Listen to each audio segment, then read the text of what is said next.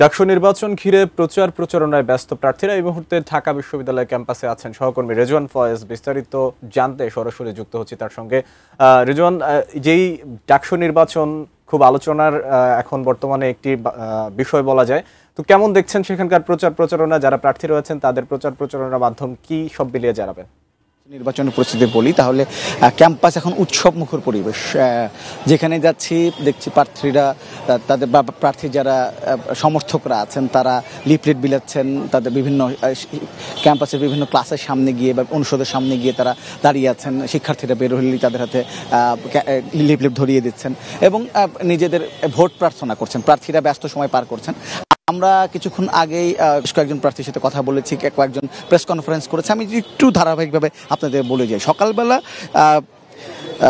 অপরাজয় ৭১ অদম্য ২৪ প্যানেলের মুক্তিযুদ্ধ গণতান্ত্রিক আন্দোলনের বিষয়ক সম্পাদক প্রার্থী ABM ফাহমিদা আলম, আপনারা জানেন যে তিনি গতকাল জামাত শিবির ইসলামী ছাত্র শিবির যে প্যানেল আছে সে তার যে জিএস প্রার্থী SM ফরহাদের প্রার্থিতার বৈধতা চ্যালেঞ্জ করে একটি রিট করেছেন। তো সেটির ব্যাপারে আজকে তিনি বক্তব্য দিয়েছেন, একটা প্রেস কনফারেন্সের মতো করেছেন। সেখানে তিনি বলেছেন যে তা আসলে তিনি যে কারণে রিটটি করেছে, তিনি বলেছেন যে SM ফরহাদের কার্যক্রম মুক্তিযুদ্ধ বিরোধী তার মনে হয়েছে এবং তিনি বলেছেন যে তিনি ছাত্রলীগের কর্মকাণ্ডের সঙ্গে জড়িত ছিলেন।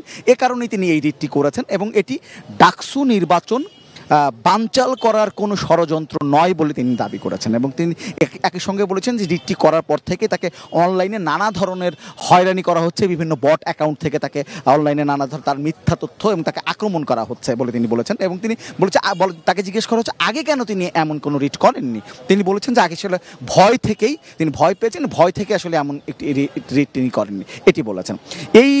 এরই পরিপ্রেক্ষিতে আমরা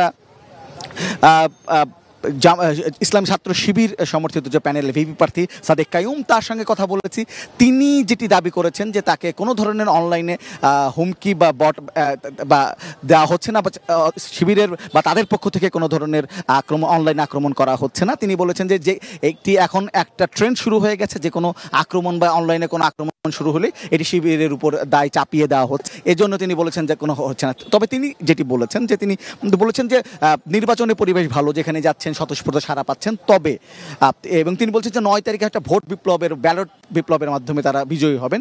তবে তিনি বলেছেন যে অনলাইনে নানা ধরনের আক্রমণ হচ্ছে, প্রশাসনে তারা অভিযোগ করেছেন এবং তিনি বলেছেন যে কিন্তু ব্যবস্থা নেওয়া হচ্ছে না। যদি ব্যবস্থা নেওয়া না হয় তাহলে সুষ্ঠু নির্বাচনের আশঙ্কা প্রকাশ করেছেন যে ডাকসুতে হয়তো সুষ্ঠু নির্বাচন হবে কিনা, যদি এই অনলাইন যে বিভিন্ন ধরনের অনলাইনের মাধ্যমে মিথ্যা তথ্য ছড়ানো হচ্ছে এর মাধ্যমে হয়তো তিনি বলছেন যে যদি এটি বিরোধী ব্যবস্থা না হয় তাহলে হয়তো একটি নির্বাচনের পরিবেশ বিনষ্ট হতে পারে।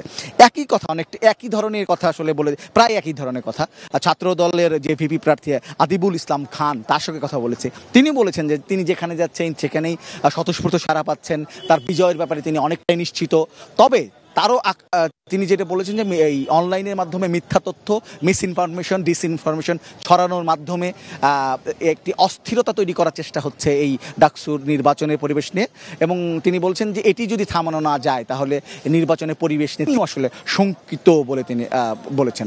তো এই হচ্ছে সর্বশেষ পরিস্থিতি। আজকে ৩টার দিকে হয়তো ছাত্র শিবির যে প্যানেলটি আছে তারা একটা প্রেস কনফারেন্স করে তাদের যে এই নির্বাচনী ইশতেহার সেটা তুলে ধরবে। সব কিছু মিলে একটি উৎসবমুখর পরিবেশেই ডাকসু নির্বাচনের যে বিভিন্ন প্রচারণা সেটি চলছে। তো এই হচ্ছে সর্বশেষ পরিস্থিতি এখানকার।